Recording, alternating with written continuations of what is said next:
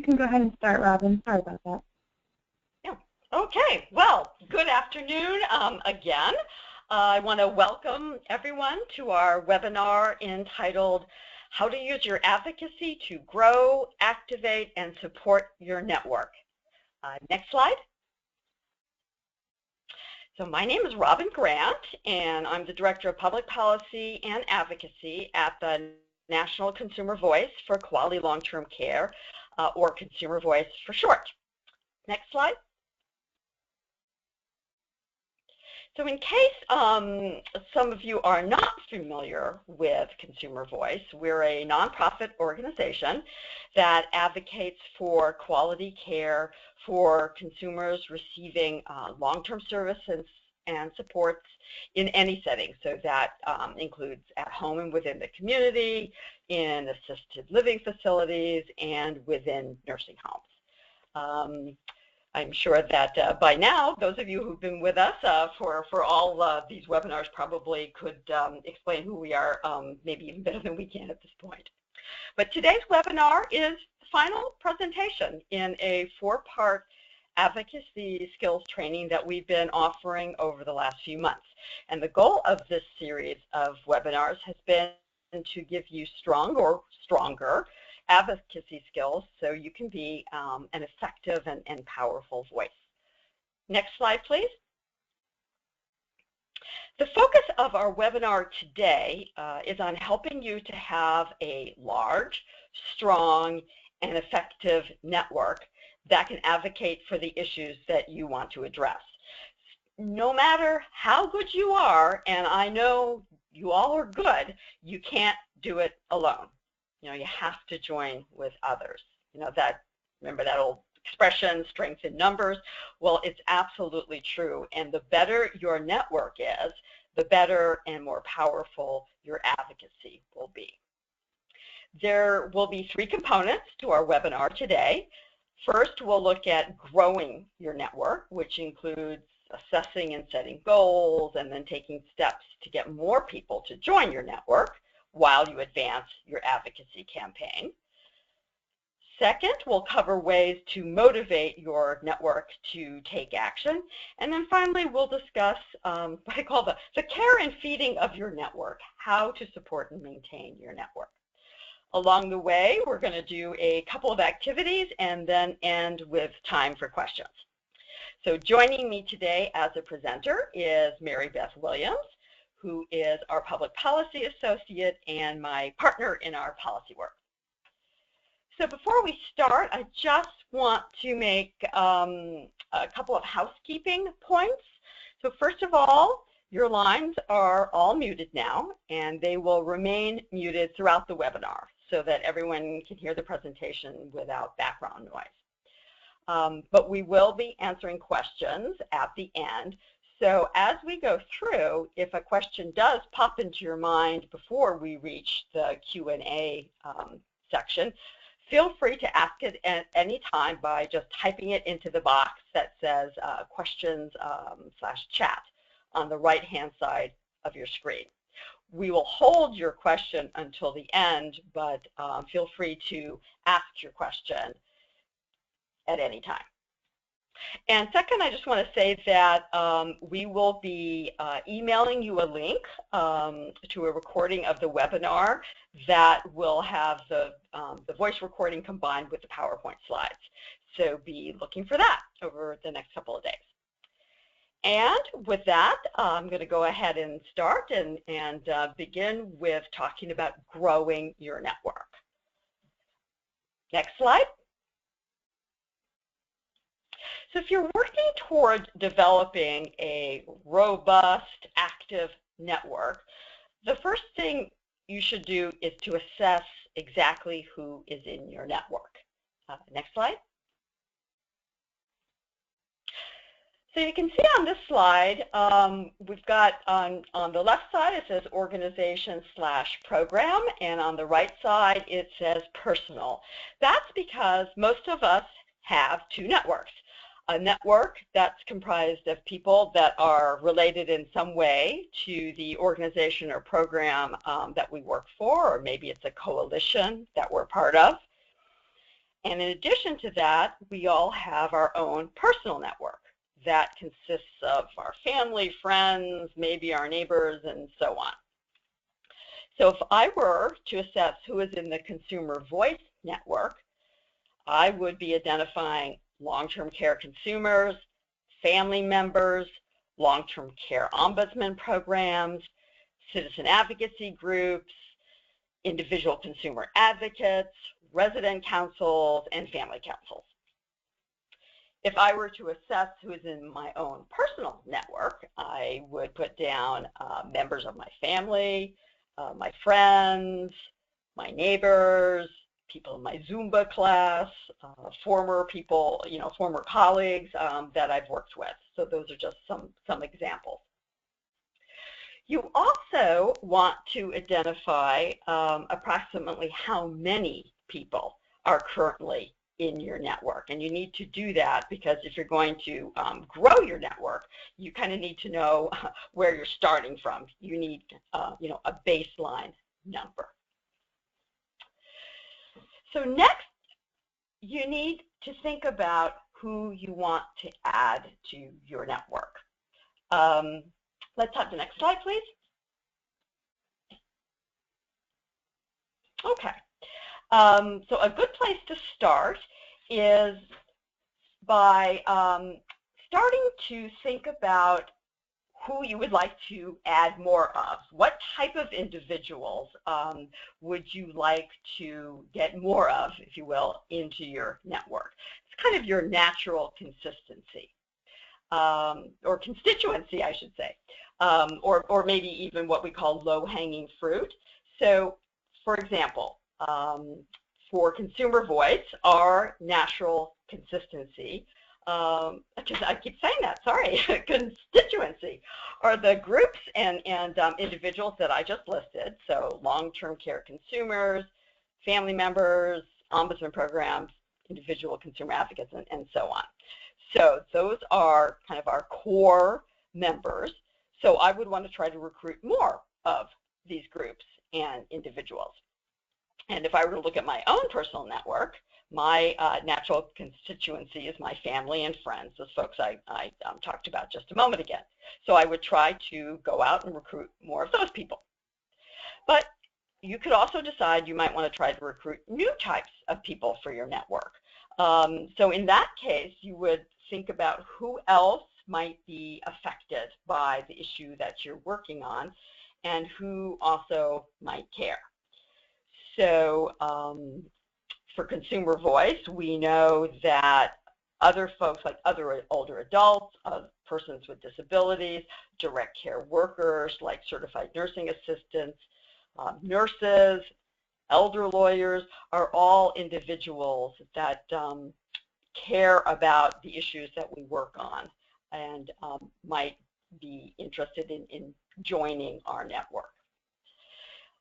So on a personal level, if I were thinking about where to turn in terms of trying to recruit more people to advocate for long-term care consumers, I might actually turn to the friends of my father, since I know they're all older and I think they would really care about the issues that we work on.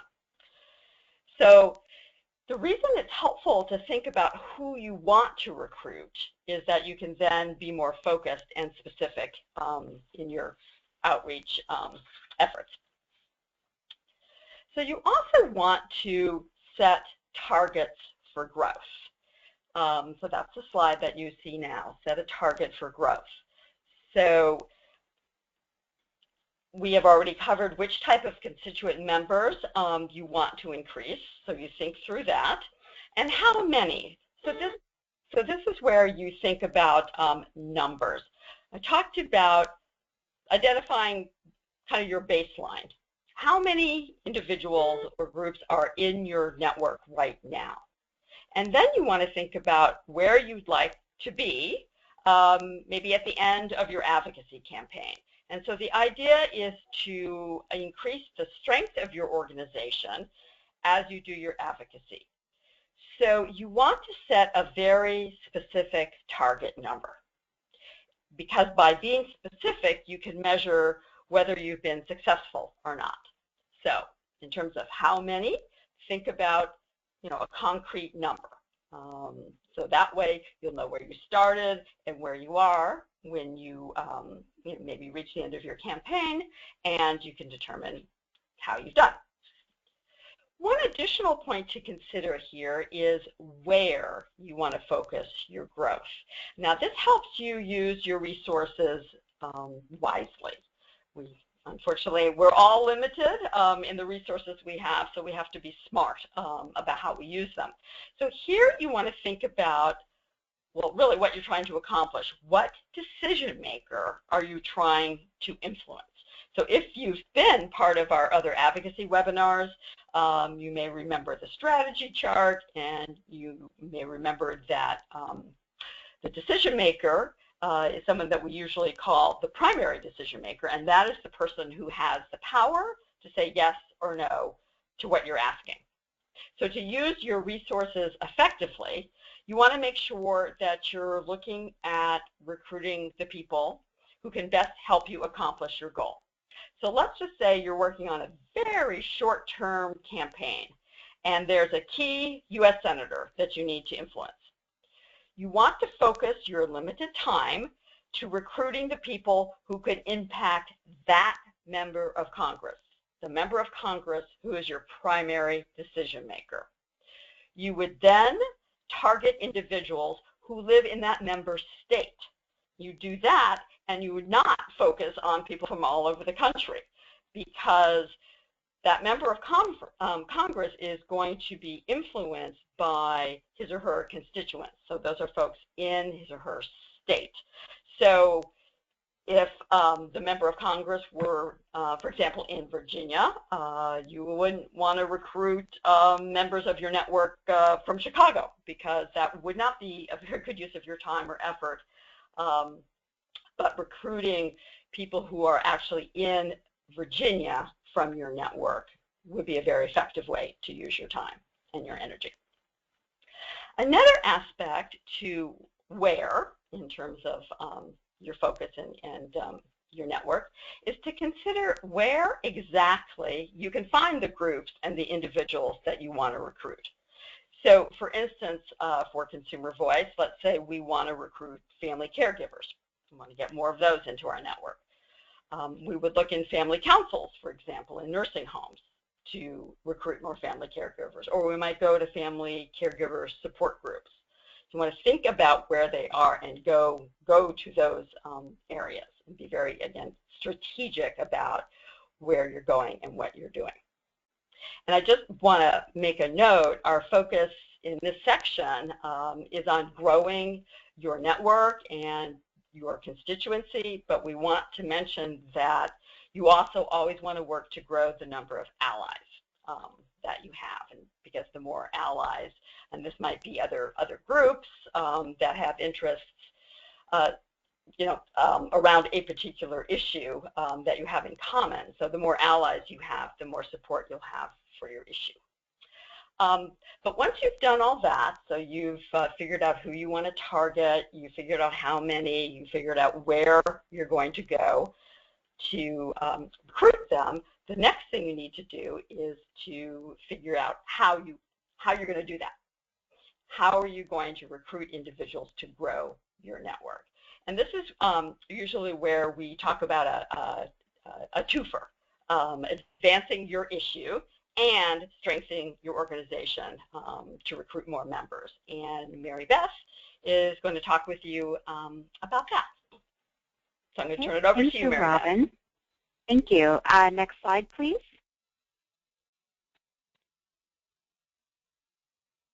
Next slide, please.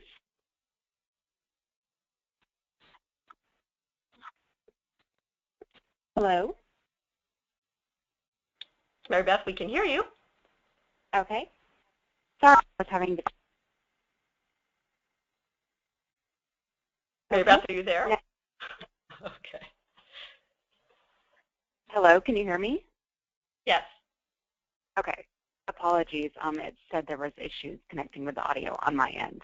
So I'm sorry about that, but as Robin mentioned, you're going to want to figure out how to use your advocacy, so your work on a particular issue, to grow your network and increase your number of allies. So let's start by discussing some of the approaches you could use. First and foremost, speaking engagements. This is a really great way to first get out your work on an issue, as well as potentially grow your network. So you could ask to speak about your issue at meetings held by other organizations at the local, state, or national level, or you could even submit proposals or requests to present a session at a conference. So again, this is a great way to educate others about your issue, its importance, and action steps also they can take to help support your issue. It also gets your name out, your organization's name out there, and is a good opportunity really to connect with potential new constituents and allies. So some beginning ideas of how you could maybe approach doing speaking engagements. You could contact local book clubs to see if maybe they would potentially tackle a book related to your issue and then discuss your issue afterwards. You could also reach out to service organizations such as Rotary clubs or professional groups like gerontological societies that may be interested in the types of issues that you're working on to engage in speaking engagements. Next slide, please.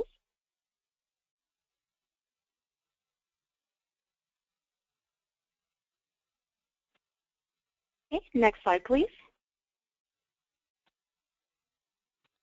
All right, next.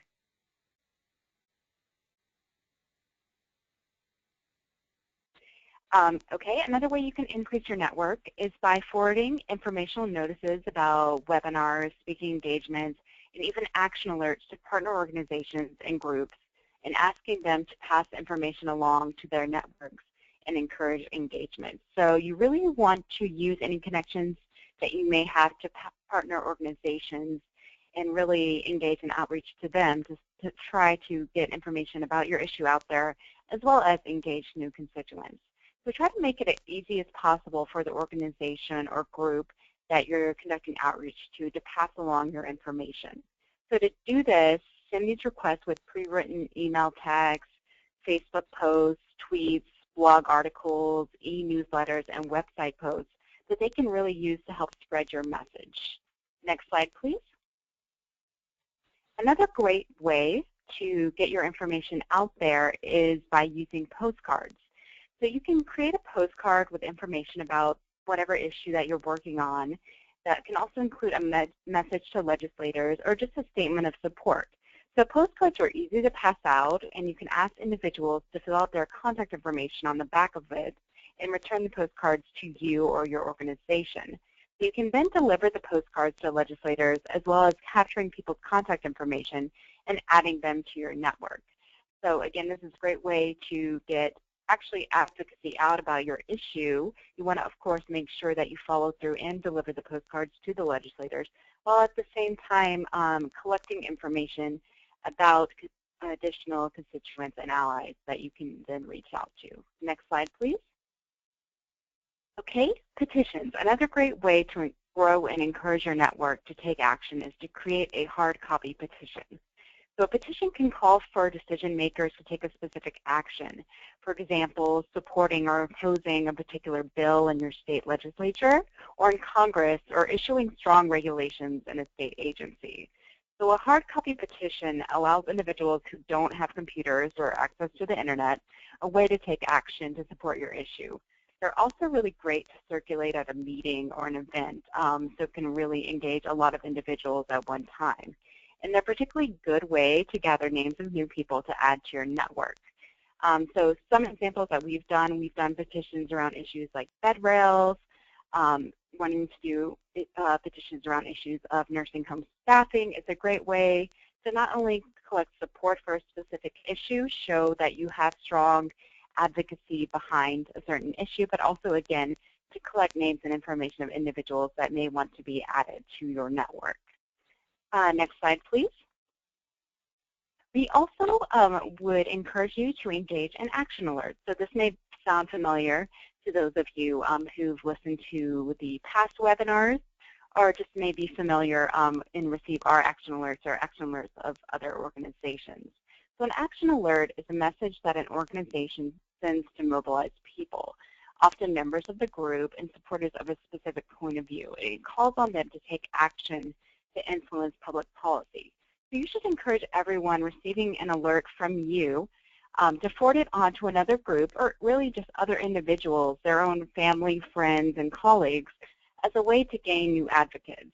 While action alerts are generally used for policy work, there's really no reason why they couldn't be used to generate messages to a long-term care facility, administrator, or company. So any action alert that you can do to individuals in your network, again, be it professional or personal, you can then ask them to forward them on either to individuals in their own professional networks or personal networks, and it's a great way to get your issue out there as well as generate new support. Next slide, please.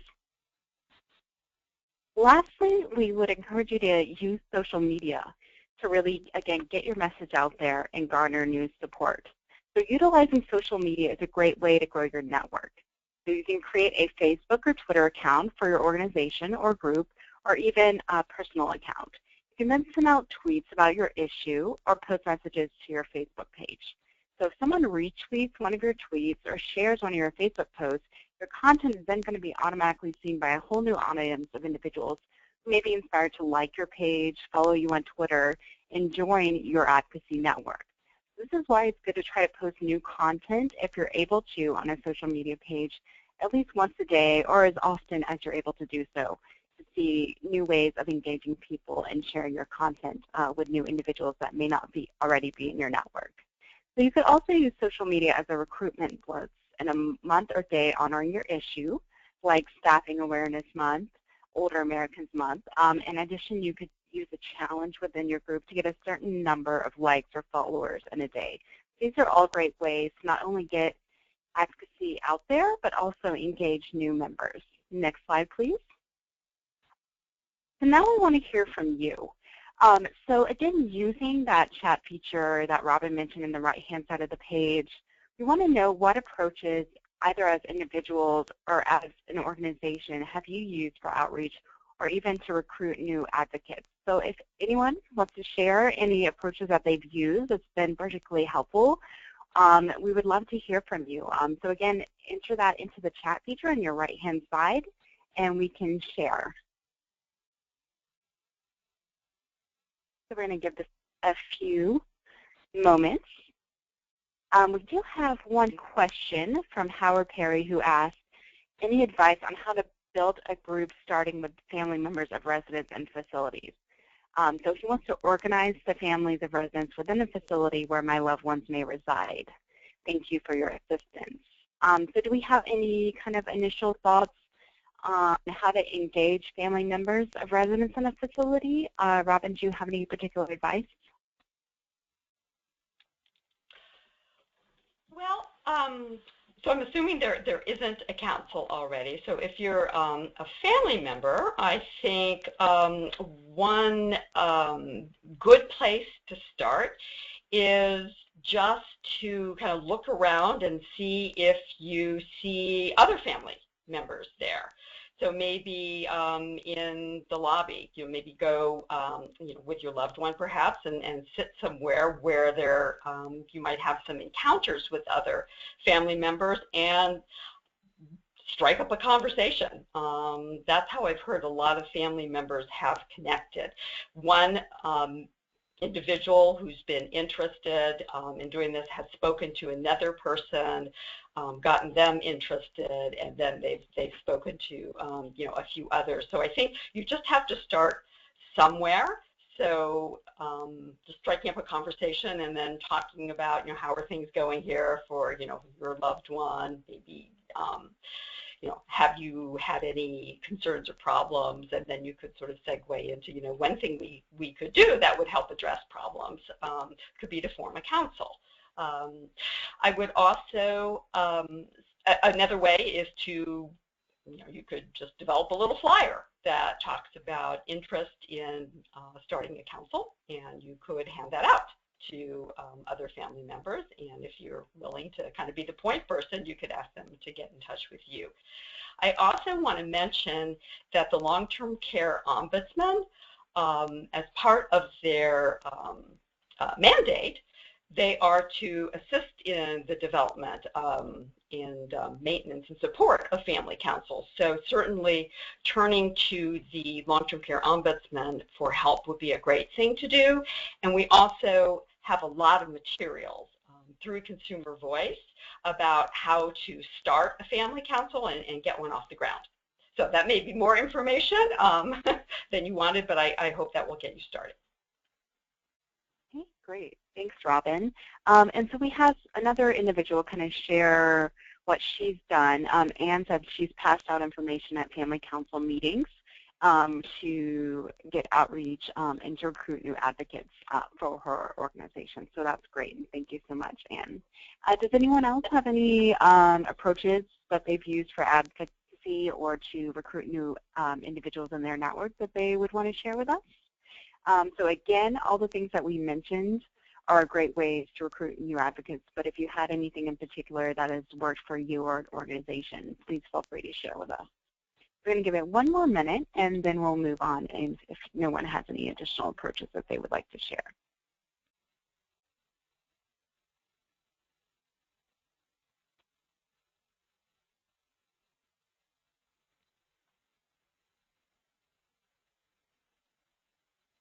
Okay, so not seeing any additional approaches being shared right now, so I guess we'll go on and move on to the next section. Next slide. So before, and that would be me, but before we start, I just wanted to back up just a tad and say that a couple of things. In terms of speaking engagements, I mean, that is a great way to do outreach. I know probably a lot of you on the phone may already do a lot of speaking.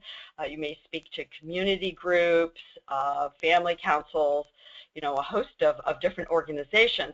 But I would encourage you to be proactive in getting speaking engagements. I think often it's easy to sort of to wait and be invited, and I'm sure everybody accepts those, you know, those invitations to speak. But if you are really trying to build your network, I would encourage you to be proactive. Send out letters to those groups.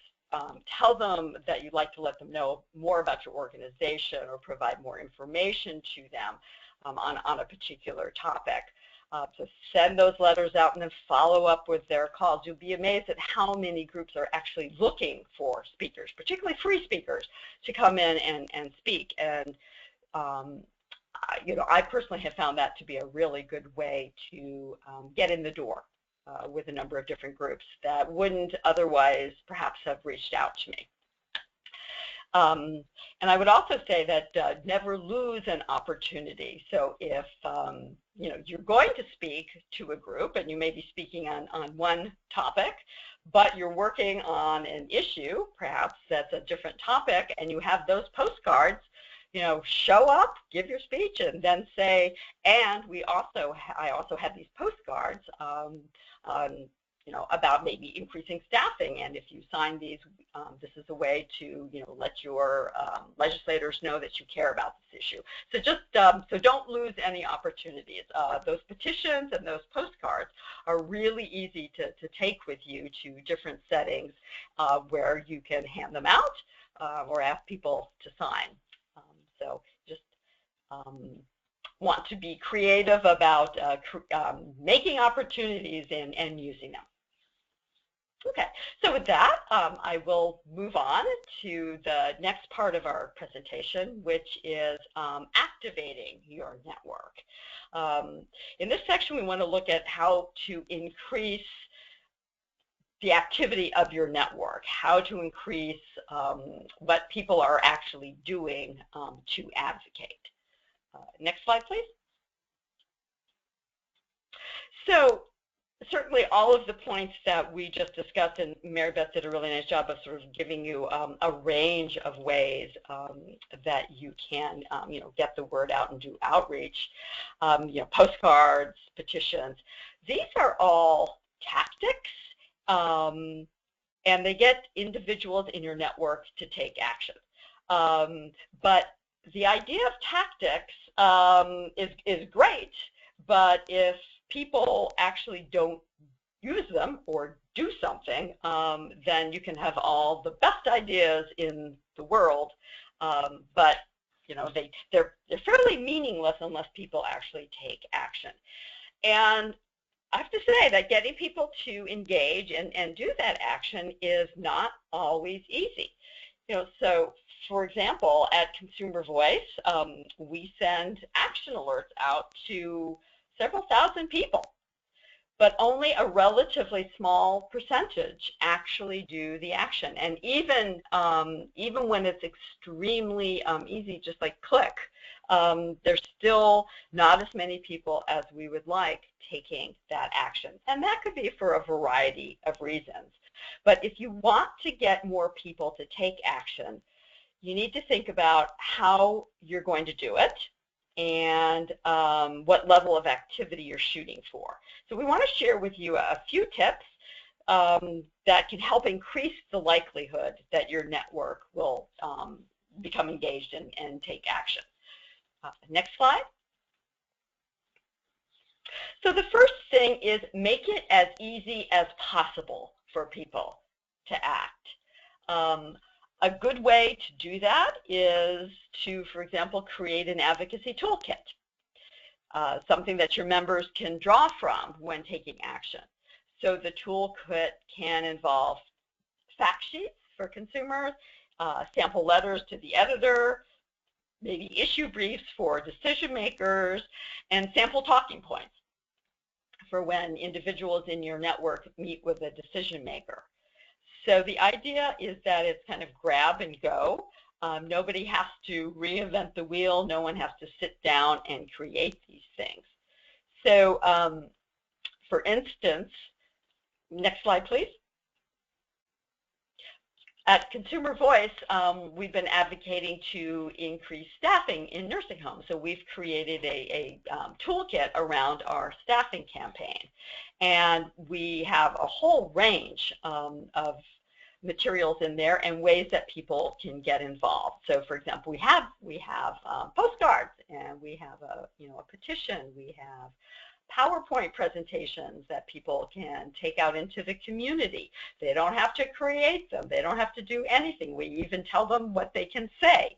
So it's really easy for advocates to get involved. When you do something like a sample letter to the editor, people can take it, tweak it a wee little bit, and they only have to tweak it a wee little bit and send it off.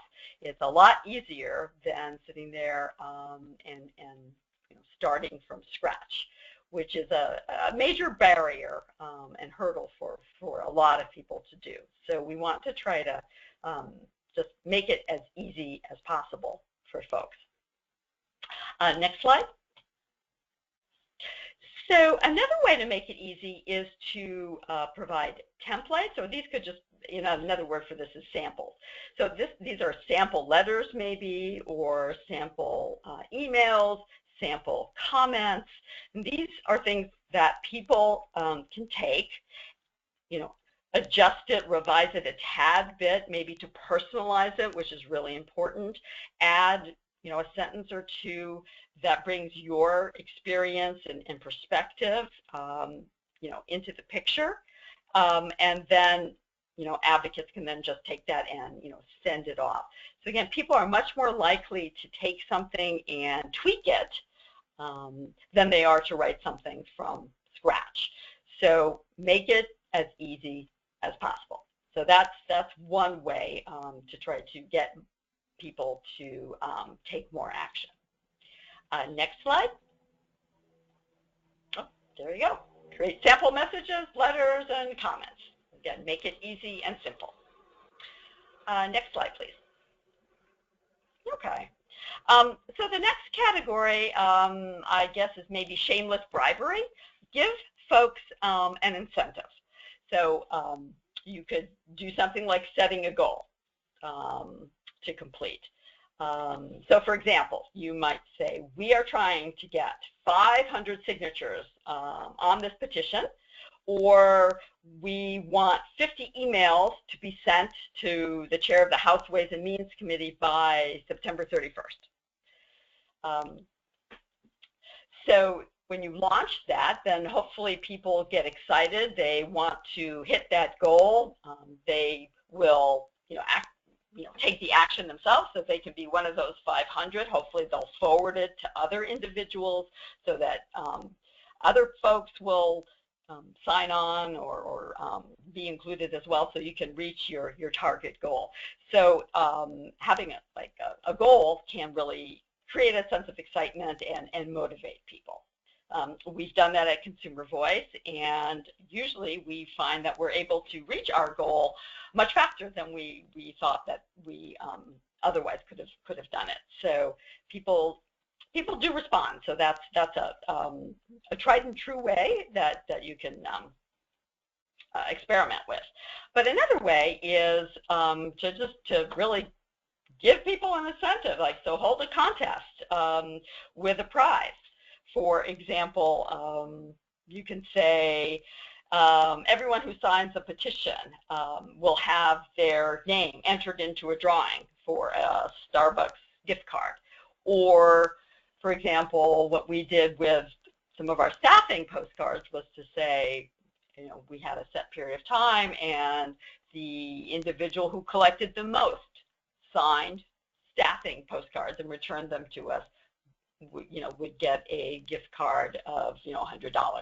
So that was a pretty nice incentive in that case. But it adds some excitement and some interest to taking action, and it definitely is a motivator. People, we all like to get prizes.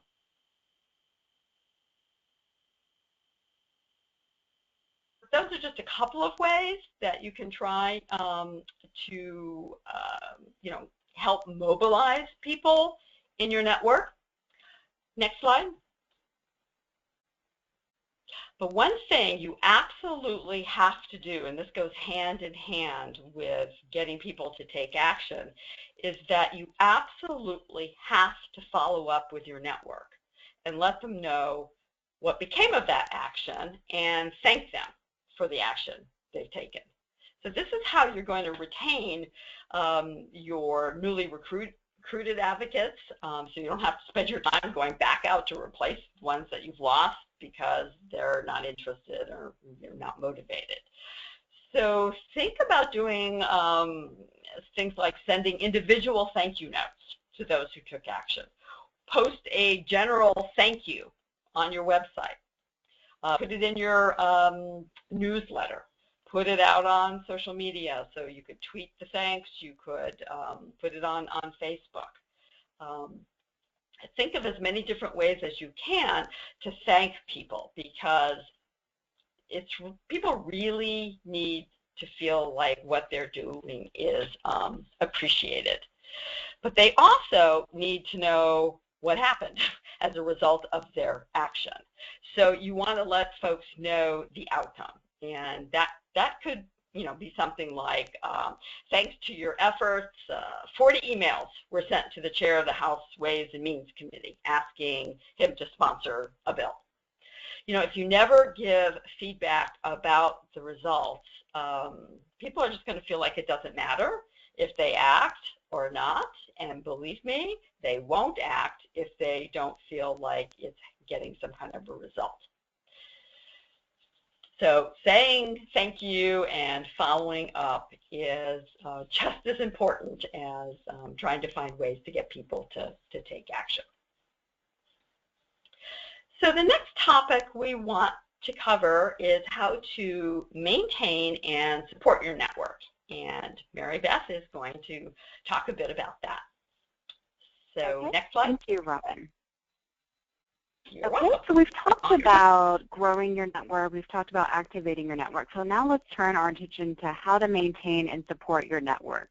So keeping people in your network once you get them is really important. So we've talked about getting all these new people into your network, but how do you actually keep them there afterwards? So individuals are going to want to stay in your network if they feel that they're getting something out of it. This could be information that keeps them up to date on what's happening maybe in long-term care or what other issue you're covering, or resources that perhaps educate them on issues that they care about or are dealing with. Next slide, please. So we encourage a program, and the acronym is ART. So the first thing that you could do, the A, is action. So how can you keep people maintain and engage in your network? Well, maybe have one action that all of the advocates in your network care about, but perhaps not maybe all can or will participate in. So maybe, for example, let's ask all the individuals in your network if they would write a letter to the editor. Now, very few may engage in that, but just having one action each month that individuals in your network can do will help them maintain and support your network. Next slide, please. Okay, so R in art, recognition. So maybe once every month, have one profile of an advocate in your newsletter, or some other way of recognizing individuals that are engaged in your network and that really are engaged and supportive of what you do. So recognize one in a profile in a newsletter, maybe on your website, maybe on social media. But it's important to really recognize and celebrate individuals that give back to your network. Next slide, please. So the final part of the program, the T, training. So what can you do to provide training to your network each month? So maybe you could do something like a webinar or education. So maybe conduct free educational webinars that will keep your network up to date and informed on current issues that they may care about. You could also create free educational materials for your network, such as toolkits, which we've mentioned before, fact sheets, talking points around a certain issue that would really be helpful for them in their advocacy. You could also do updates, so keep your network informed by forwarding interesting, timely news articles on issues that they may care about, maybe sending periodic newsletters. At Consumer Voice, we have a weekly newsletter that goes out to our network, but if you really don't want to spend that much time doing it every week, you could do it bi-weekly or even monthly, just having a newsletter out to your network with some interesting facts, news articles, or information that they may be interested in. Would really be a great way to maintain your network. Also, being sure to update, again, your social media sites regularly, keeping information up to date there, or even creating a blog that you could update regularly and send out to your network. These are all great ways to educate your network and keep them engaged. You could also keep them engaged by updating a strategy chart. So we've mentioned this in prior webinars. The strategy chart is a tool really you can do for your advocacy, really zoom in on an issue that your network wants to work on, and then figure out ways, strategies that you as a organization or just a network can do to advocate around a certain issue. So you can go back and listen to our previous webinars or view resources on our website, but really keeping individuals in your network engaged about updating a strategy chart around a certain issue that you're advocating for is another great way to do this sort of training and education to keep individuals engaged. So one other general way you can work to support your network over time is to conduct periodic surveys to really gauge how your network feels, how you're doing as an organization, and how else you could support them in the work that they do. So it's a good opportunity to hear what obstacles maybe they're facing in their own advocacy efforts and what they think you can do to help really overcome them. So this periodic outreach is a good way for your network to feel involved, give you feedback, and make them feel that their opinion matters. It also allows you to serve them better by really understanding what are the issues they're facing in their day-to-day advocacy and what are the type of tools that they really need from you as an organization or an individual to help them overcome those challenges. Next slide, please. So now I'm going to turn it back over to Robin, who's going to do our final activity of the day. Thank you, Mary Beth. What we want to do now is give you all a chance to kind of apply what you've learned, and we think that recruiting and retaining advocates is kind of a lot like placing a singles ad in the newspaper in hopes of finding a mate. So people who read and respond to personal ads, they're looking for a commitment, hopefully to someone that they can love. And as organizations, we're looking for a commitment too. We're looking to find advocates who are willing to stay longer than, say, a one-night stand. So we want to find people with passion and longevity. So next slide. So what we would like to ask you to do, and we've found that this is a good way to find new advocates, is to write an advocacy mate ad. So there are three components to this kind of an ad.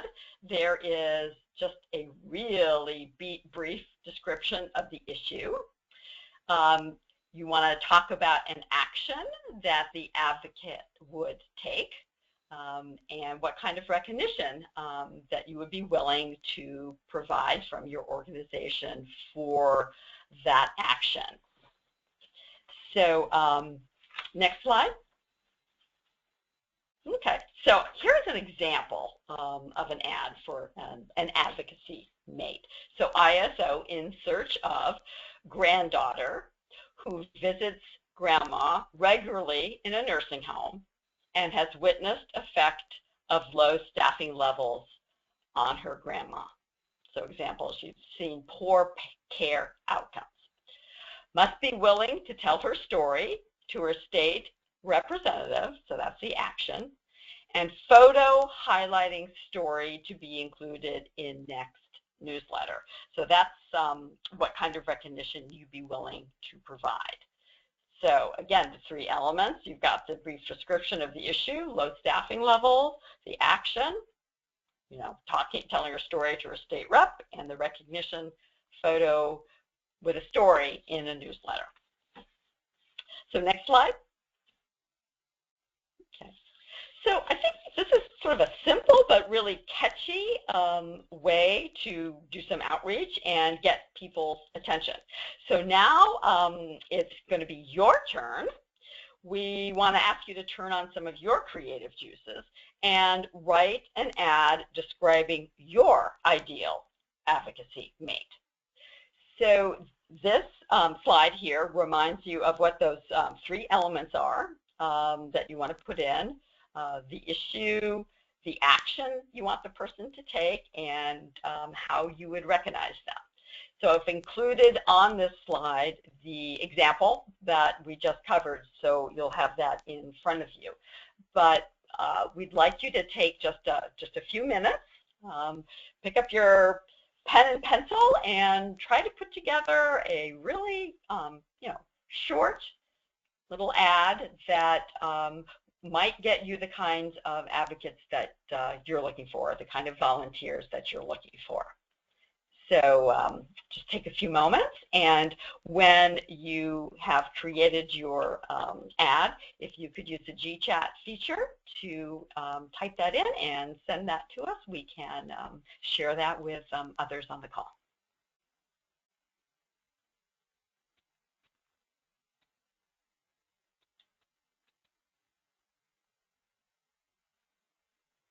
So Mary Beth, I would, if you could just let us know if and when something comes in.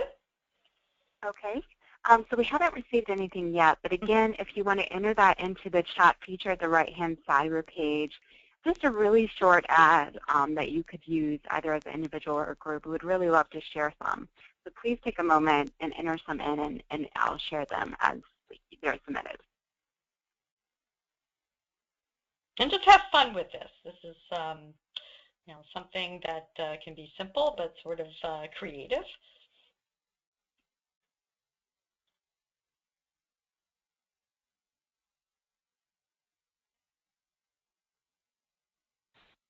So we haven't received ad yet, but we did have a question from Kathy, who asked, with the advocacy ad, would you want to include a brief statement about how the ad mate's action might help achieve change? I think that could be a really great idea. You just want to make sure that you kept it very short. I think we've all probably read personal ads in newspapers or online, and you do want them to be short.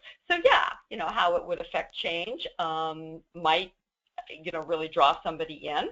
So I think that's a good idea, but keeping it short is really important. Good question.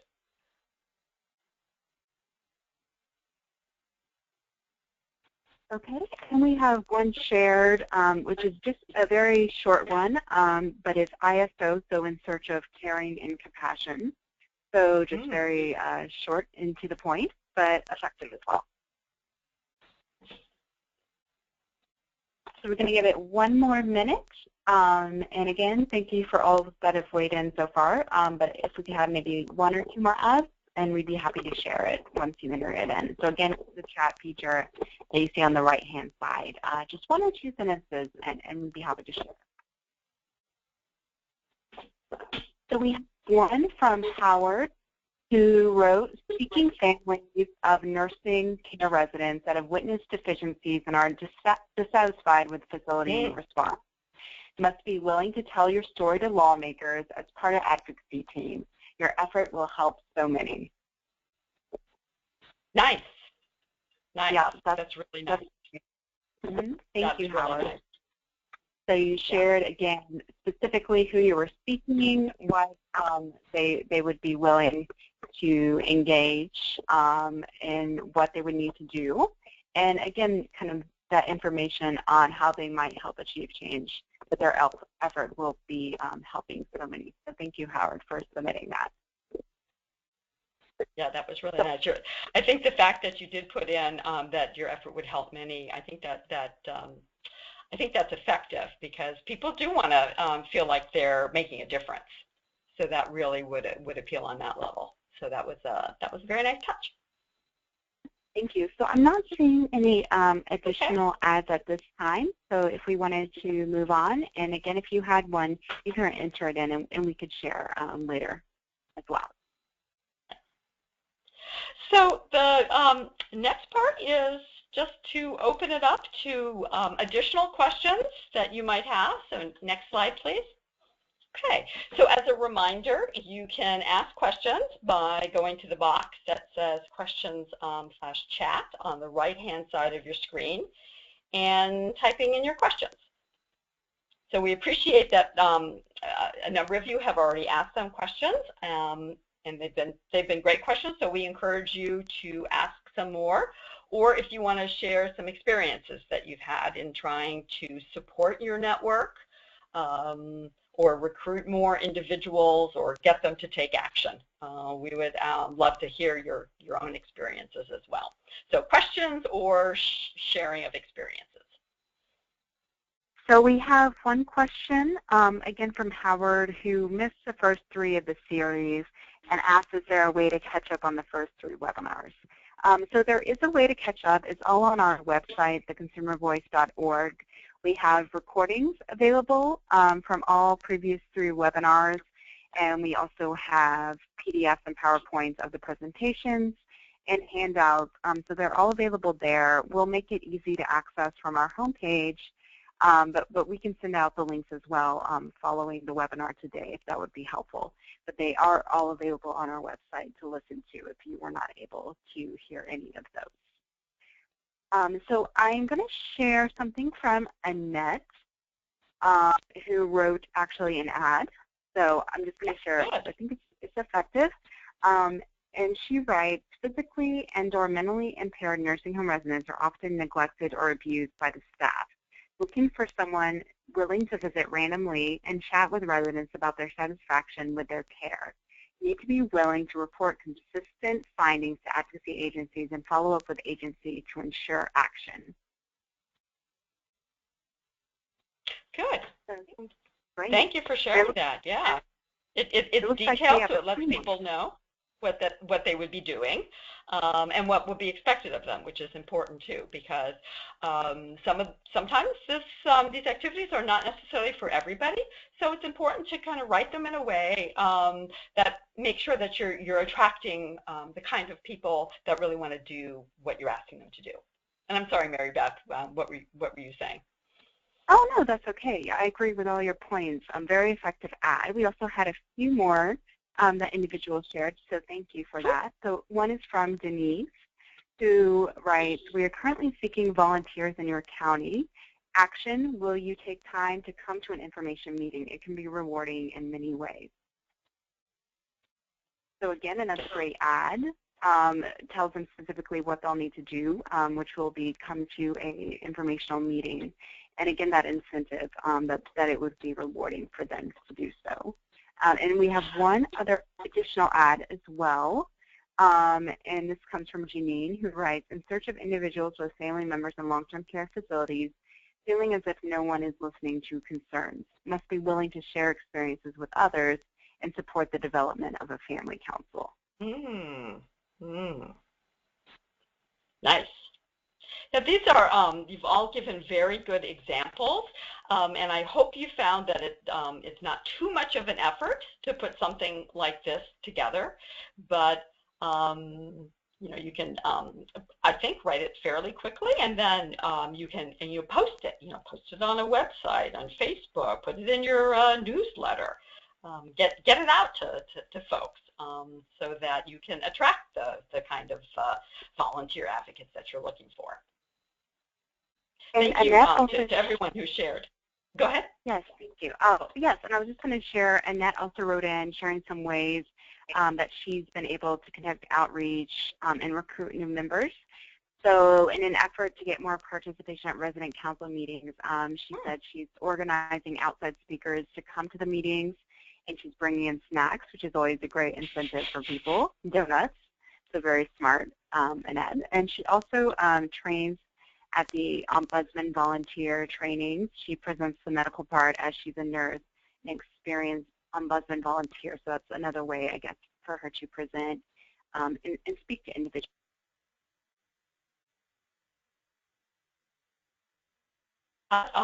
Organizing outside speakers to come in is a really good idea. We found in our work that providing educational opportunities like these webinars, or like a free presentation in the community, people want information, they're interested, they want to learn, and so they will come to something like that. And then once you have them there at the resident council and they get the information, then it's also an opportunity to talk about the resident council and what it does, and to urge them to join. So that is an excellent strategy. And the snacks are essential. So that is absolutely onto something there. Trust me, if you hold any kind of event and you're inviting people, you must have snacks. Period. And we also have a comment from Stephen, who writes, he's a graduate of Partners in Policymaking. So what he feels in terms of outreach, getting people to actually talk to legislators is the key. So that's something that he focuses on. So thank you, Stephen, for sharing. So absolutely. And I guess what I might ask Stephen, this is a little bit hard since we're not having a direct conversation here, but if he or anyone else has ideas or ways to actually get people to talk to their legislators, we would love to hear it, and I'm sure everybody else on the call would as well. We provide a lot of training to folks on how to do that, and yet it seems to be something that remains pretty intimidating to individuals until they've actually done it. But getting someone to actually go visit their state legislator or their federal legislator in their district, it's challenging. I mean, we continue to work on it, but Stephen, if you have ideas, or if anybody else does, we are all ears. Would love to hear it. Okay, and in the meantime, we had a few more people write in some ads. So would we have time to share a few more?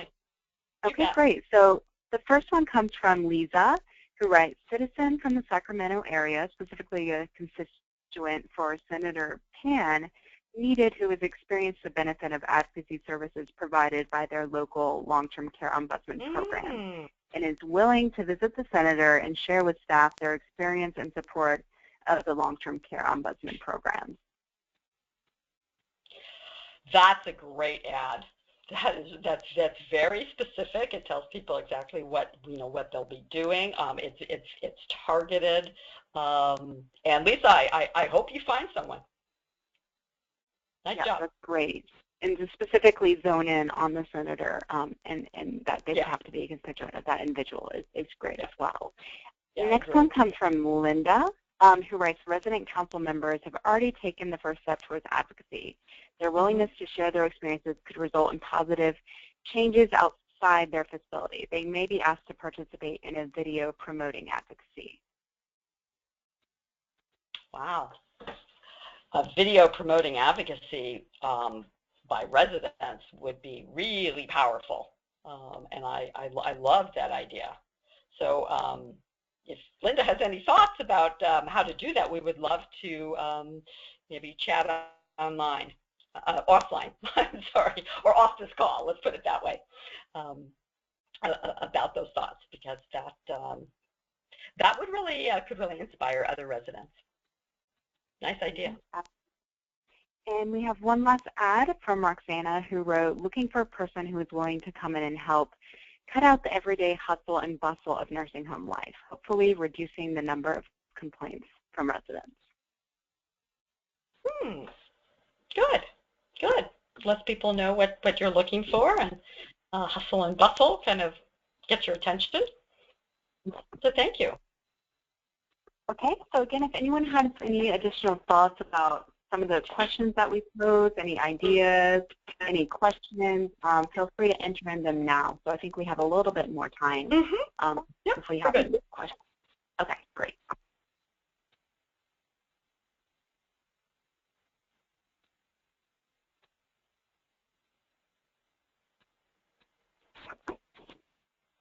Okay, so just going to give it one more minute here for individuals to enter in questions or comments if they have any.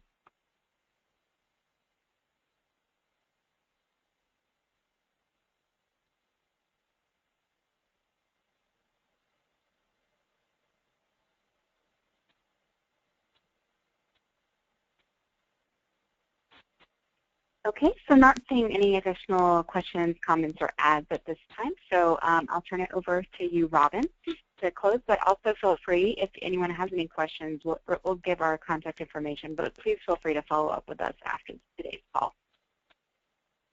Great, thanks, Mary Beth. So just a few points before we close. We hope that you've gotten some takeaways from today's session and that you'll start applying what you've learned in your own work. I think you've already done that by the wonderful ads that some of you have shared with us. There's also going to be a really great opportunity to activate your network related to the proposed federal nursing home regulations. So I want to take just a moment to talk about that. As many of you may know, the Centers for Medicare and Medicaid Services, so CMS, is revising the federal nursing home regs, and they've released what they're proposing. So we at Consumer Voice are working to prepare comments that you all can tweak to add your perspective and then submit. So you see, we are already applying what we're trying to practice what we preach. So in order to activate our network, and we're trying to make it as easy as possible. So we're providing templates. We're going to provide sample comments on the regulations. But we will need advocates really from all over the country to submit comments. You know, I have to say this is probably the biggest opportunity that many of us are going to have to improve conditions in nursing home residents in our lifetimes. You know, these regs don't get revised very often at all. The last time was almost 25 years ago in 1991. So, you know, this is it. This is the moment to take one of the most important advocacy actions, I think, of our lifetime. So when we send out the sample comments to you through our action alert, we really need you to prepare and submit those comments, and then we need you to activate your networks so that folks in your network also prepare and submit comments.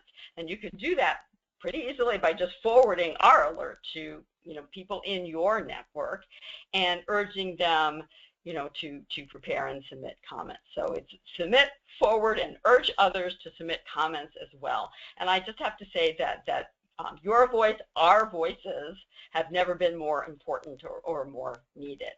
So look for an action alert from us, probably around September 8th or so. And if you're not part of our action alert, we urge you to join. So next slide, please. Our action alert, or action network, I should say, I'm sorry, is free. And to join, all you have to do is go to our website, which we have identified here, www.theconsumervoice.org. Scroll down, it's on the right side, scroll down, and then you click on where it says join. Join the Action Network. And then it just takes you there, and you fill out some information, and you are part of the Action Network, and you will get our action alerts. Next slide, please.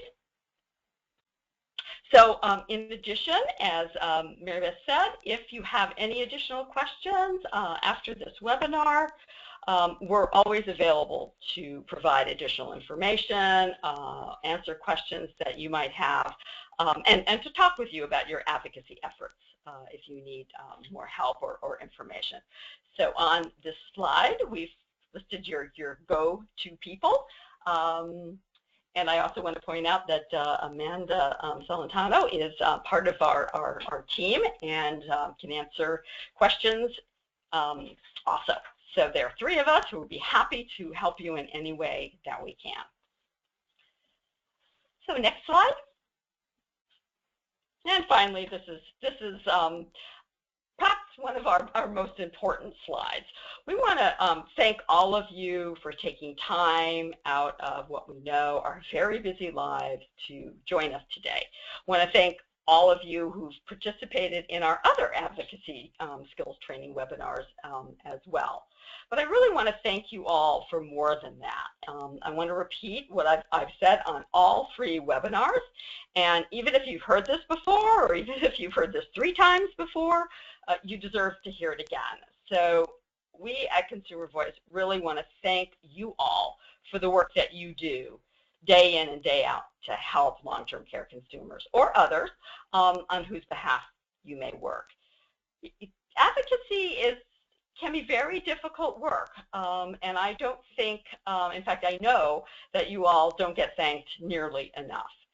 So on behalf of those of us at Consumer Voice, and I would add on behalf of those that you serve who can't always thank you, please know that what you do is greatly appreciated and that it does make a difference. You can't always see it, but no matter what, you're planting a seed, if nothing else. So thank you, thank you, thank you. Look for our action alert about the nursing home regs. And with that, we're going to close, and we're going to close with our next slide. There you go. So thank you all, and I hope you have a good rest of the day.